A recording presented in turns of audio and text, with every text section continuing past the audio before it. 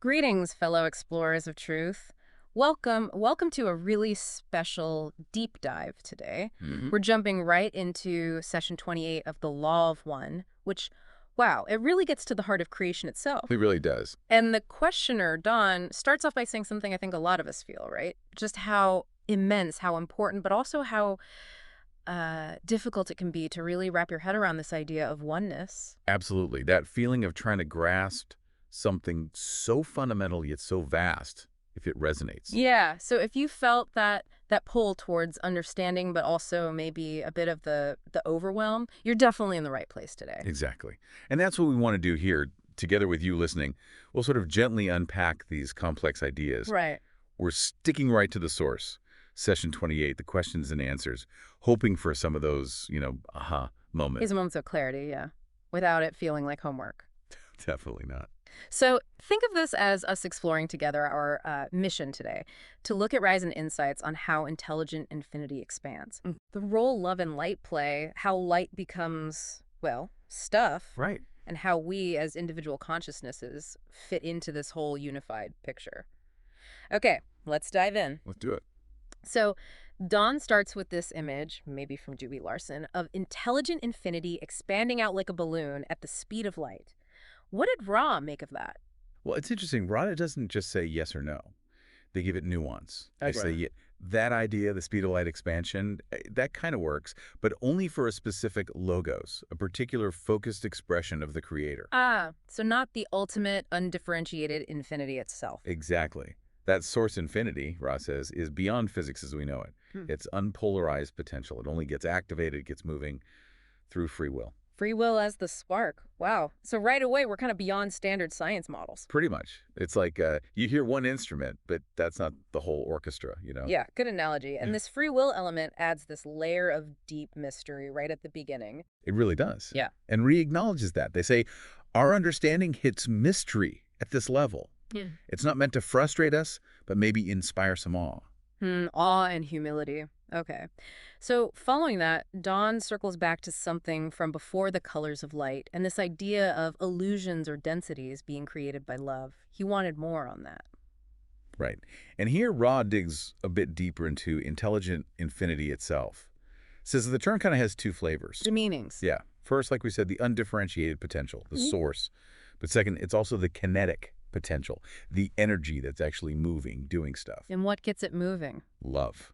Love is the catalyst here, the ordering principle. Sure. Ra connects this kinetic part to Larson's idea of the one sound vibration complex, too. Okay, so love is like the initial push, taking the potential and giving it form, expression. You got it, like the artist deciding what to paint on the blank canvas. And then the colors, the rays of light that come out. Exactly.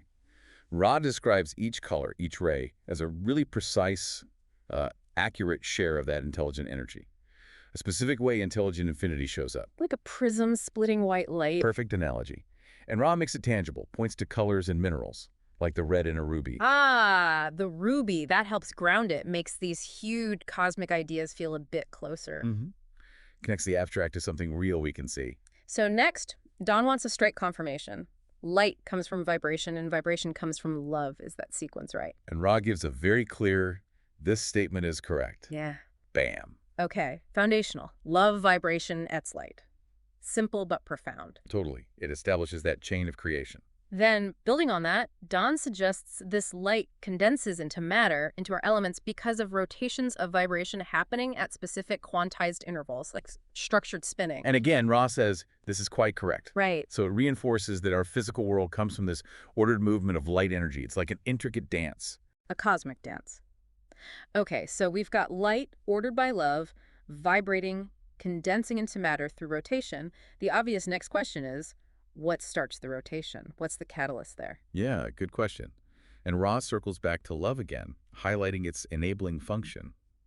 Love isn't passive, it's an ordering energy. Ordering. How so? It brings structure, coherence. Ra says it works cumulatively, like from the big patterns down to the tiny details. The blueprint for everything is kind of inherent in that living light from the start. Ah, like the seed containing the whole tree potential? We talked about that before. Exactly like that. Love provides the energy framework for that blueprint to unfold. And Ra nods to our scientists and Larson's visualizations here, too. Right, Larson's idea that motion is fundamental. Precisely.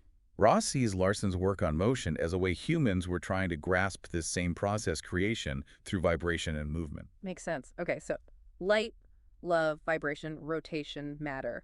Now, the huge question, Right. when does individual consciousness pop into this picture? How does that happen? Right? Pivotal moment. And Ross says, okay, focus on the mechanics here. And this is where it gets a bit mind-bending. Oh, okay. Ross states that the act of free will focusing potential intelligent infinity into focused intelligent energy that happens outside of space and time as we know it. Whoa, hang on. Outside space-time, the very start of individual awareness happens somewhere else entirely. That's what Ra indicates. Space and time, our familiar framework, they actually come into being after this initial individuation of the logos. Yeah. After the focused love expression is done and the physical universe starts to form. So before time, there were already these individual sparks. Experiencing. Something. Kind of a timeless chaos coalescing is how Ra puts it. Even first density learning, that basic awareness of being in rocks and water, happens before space-time really solidifies as the learning environment. Man, that just messes with your whole linear thinking, doesn't it? It really does. Shows how deeply embedded our idea of time is and how creation might work differently at its roots. Definitely expanding my view here. Okay, next. Dawn asks about scale. Does, like, one individualized consciousness create one whole galaxy? Is it a one-to-one thing? Ross says, well, it can happen that way, but the possibilities are infinite. Wow. A single logos, that focused love expression, might create just one star system or might create billions. So Yeah. galaxy isn't always the right unit, Depends on the scope of that specific logos. Got it. So galaxy is more about the reach of a particular creative impulse, not a fixed cosmic box. Absolutely. Okay. So then Dawn narrows it down. What about our planetary logos? How much did it create? And Ra reveals our logos is considered a strong logos. It brought forth about 250 billion star systems. 250 billion, so basically our Milky Way. Essentially, yes. And crucially, Roz adds, the physical laws are consistent across that entire creation. Wow. That gives you perspective. Our little planet in this vast structure, all from one source, one set of rules.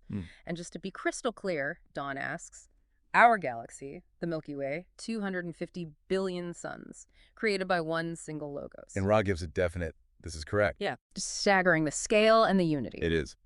Okay, so now, if there's one logos for the whole galaxy, but then there are all these individual consciousnesses within it, Dawn asks something that sounds like a paradox. Did the logos then kind of subdivide itself to create all those consciousnesses? And Maraz's response is great. They say, you are perceptive. This is also correct, although an apparent paradox. Not apparent paradox. Classic Ra. So, what's the paradox? How can one thing be the source and also become the many individual things? Yeah, that's the core mystery, isn't it? Yeah. Ra explains the paradox is that while the one logos sets up the big picture, the energy pathways, the rules of the game for the galaxy, Right. there's also further differentiation happening within that structure. Sublogos finding their own expressions. It challenges our neat linear cause and effect thinking. It's like the architect designed the city, but is somehow also involved in the unique life of every single person living in it. That's a good way to think about it. A level of interconnectedness that's hard to fully map. But Ra confirms this sublogos differentiation happens within the main logos' guidelines. The one expressing as the many, but still fundamentally one. Okay, so thinking about all these individual consciousnesses in our galaxy, do they all start their journey in first density and climb the ladder sequentially, 1, 2, 3, up to 8? Is it uniform? Ra clarifies that, well, not exactly uniformly. While there's a general progression through densities, the starting blocks aren't identical for everyone. Oh, so. Because free will is in play right from the get-go. Even within the defined potentials of the galaxy, how each spark initially responds, how it uses its will, varies a lot. Ah, so some might jump in with more momentum. Pretty much. Ra says this leads to an early hierarchical nature. Not like better or worse, just some consciousnesses learn to integrate faster, more efficiently right from the start because of how they use their will. Interesting, which leads Dawn to ask, why? What makes some more efficient learners? Ra points to the function of the will itself, Hmm. and significantly, the attraction to the upward spiraling line of light. So intention, a desire for growth, for connection. Seems like it. That inner pull towards evolution, towards the creator, helps you navigate the densities more effectively. Like being really motivated in school helps you learn faster. Makes total sense. Okay. Broadening out again. When a major galaxy like ours is formed, are all 8 densities created then and there? Ra says, Basically correct. Mm-hmm. But then it adds a really cool twist. Oh. The eighth density isn't just an endpoint. It also functions as the beginning or like the late stage of first density for the next octave. Whoa, okay, so it's cyclical, not a ladder you just fall off the top of. The end of one cycle is the start of the next, Yeah, but higher up. exactly. A spiral, not just a line. It's a beautiful, elegant concept of ongoing evolution. Incredibly elegant. Does that mean there are infinite octaves then? Just endless cycles? That's what Don asks. And here Ra shows some humility. They say they assume infinite octaves based on their own teachers. But they stress the mystery-clad unity of creation. This idea that consciousness periodically gathers back together, coalesces into the source, and then begins again. So, yes, infinite progression, but maybe within this grand cycle of expansion and return. Infinite cycles within cycles. Mind blown again. Okay, shifting gears slightly. Don asks about polarity. When the galaxy forms, is polarity already there? Like electrical polarity, gravity? Ra confirms electrical polarity is there, yes, but clarifies electrical means both the scientific sense, like Larson talked about, and a broader metaphysical energy duality. So a fundamental plus in energy itself. Seems so. For gravity, Don suggests maybe it's not a polarity in the same way, and Ra kind of goes along with that nuance. It's treated a bit differently. Okay, so physical or energetic polarity is baked in. What about consciousness polarity? Is that there from the start too? Yep, Ra is unequivocal. This is correct. All is potentially available from the beginning. The potential for both paths, service to self and service to others, exists right away. So the stage is set? Exactly. Then consciousness uses the experiences in the densities, interacts with matter and other selves to actually choose and strengthen a polarity. But the potential itself, the possibility of both paths, that comes from the creator, from the intelligent energy, not something we invent. Precisely. Ra emphasizes that. The potentials are created for us by intelligent energy. Our job is the experiencing and the choosing. Got it. Okay, last question in this block. Does creation keep going after the galaxy is formed? Like through more individualization, creating even more diverse experiences? Ra confirms that too. Within the logo's main rules, sub-logos can absolutely find endless ways to differentiate experiences, create new learning opportunities, without changing the fundamental laws of that creation. So it's a continuous unfolding. The Big Bang wasn't the end of creation, just the start of that cycle's physical expression. Beautifully put. It's a constant branching out within the unity. What an incredible session. Number 28 really does get right to the absolute core of how things work, doesn't it? It's profound.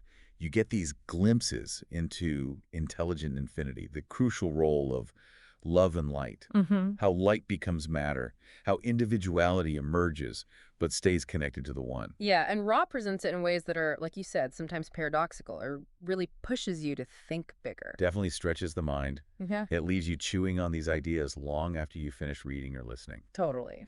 So maybe as we wrap up this dive, here's something to ponder. Yeah. How does knowing that our entire vast galaxy might stem from one logos and that consciousness keeps individualizing within it, how does that shift how you see your own place, your own connection to everything else? That interplay between being unique and being part of this immense oneness. Exactly. Just something to sit with, the dance between unity and individuality. Beautiful thought to end on. Thank you so much for guiding us through that. My pleasure entirely. And thank you all for joining us on this deep dive into the fabric of creation itself. Until next time, may your own path be filled with wonder and understanding. Namaste. I am you and you are me.